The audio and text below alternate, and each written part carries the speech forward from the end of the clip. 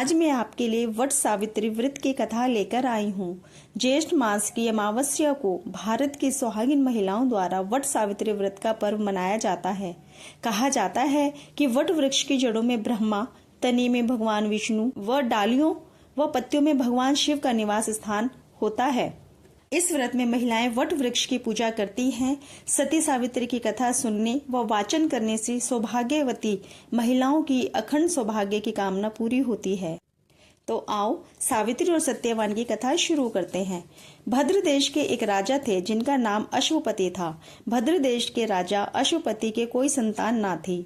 उन्होंने संतान की प्राप्ति के लिए मंत्रोच्चारण के साथ प्रतिदिन 1 लाख आहुतियां दी। 18 वर्षों तक यह क्रम जारी रहा। इसके बाद सावित्री देवी ने प्रकट होकर वर दिया कि राजन, तुझे एक तेजस्वी कन्या पैदा होगी। सावित्री देवी की कृपा से जन्म लेने के कारण कन्या का नाम सावित्री रखा गया। कन्या बड़ी होकर बेहद रूपवान हुई। योग्य वर न मिलने की वजह से सावित्री के पिता दुखी थे। उन्होंने कन्या को स्वयंवर तलाशने भेजा। सावित्री तपोवन में भटकने लगी। वहां साल्व देश के राजा धूम्रसेन रहते थे। क्योंकि उनका राज्य किसी ने छीन लिया था, उनके पुत्र सत्यवान को देखकर सावित्री ने पति के रूप में उनका वरण किया। ऋषिराज नारद को जब यह बात पता चली तो वह राजा अश्वपति के पास पहुंचे और कहा कि हे राजन, यह क्या कर रहे हैं आप? सत्यवान गुणवान है, धर्मात्मा है और बलवान भी है, पर इसकी आयु बहुत छोटी है। वह अल्पायु है।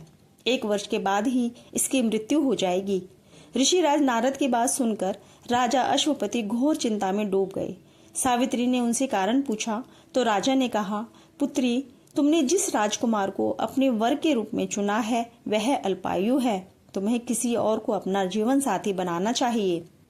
इस पर सावित्री ने कहा कि पिताजी, आर्य कन्याएं अपने पति का एक बार ही वरण करती हैं।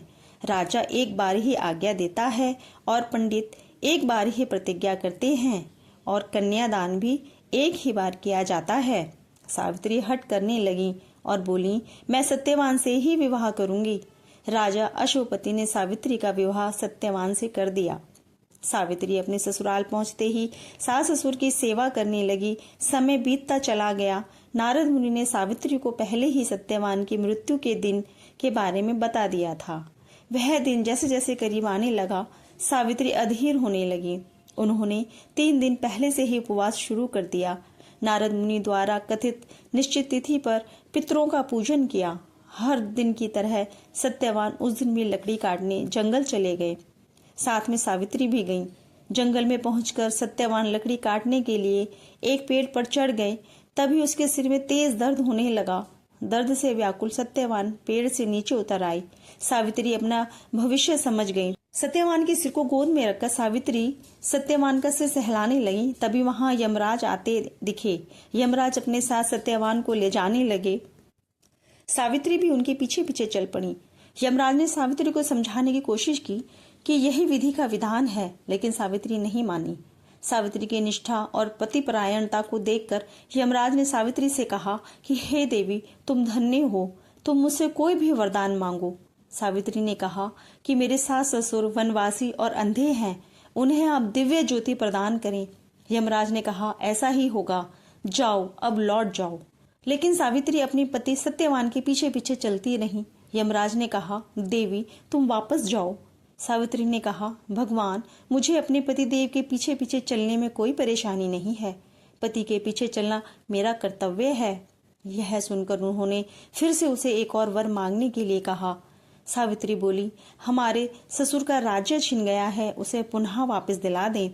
यमराज ने सावित्री को यह वरदान भी दे दिया और कहा, अब तुम लौट जाओ। लेकिन सावित्री पीछे पीछे चलती रही। यमराज ने सावित्री को तीसरा वरदान मांगने को कहा। इस पर सावित्री ने संतान और सौभाग्य का वरदान मांगा।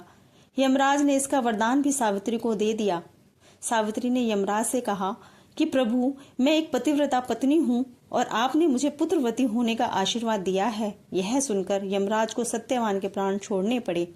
यमराज अंतर्ध्यान हो गए और सावित्री उसी वट वृक्ष के पास आ गई जहां उसके पति का मृत शरीर पड़ा था। सत्यवान जीवंत हो गया और दोनों खुशी खुशी अपने राज्य की ओर चल पड़े। माता पिता को दिव्य ज्योति प्राप्त हो गई। इस प्रकार सावित्री सत्यवान चिरकाल तक राज्य सुख भोगते रहे। इस प्रकार से सत्यवान सावित्री की कथा समाप्त होती है। जय श्री कृष्णा। राधे राधे।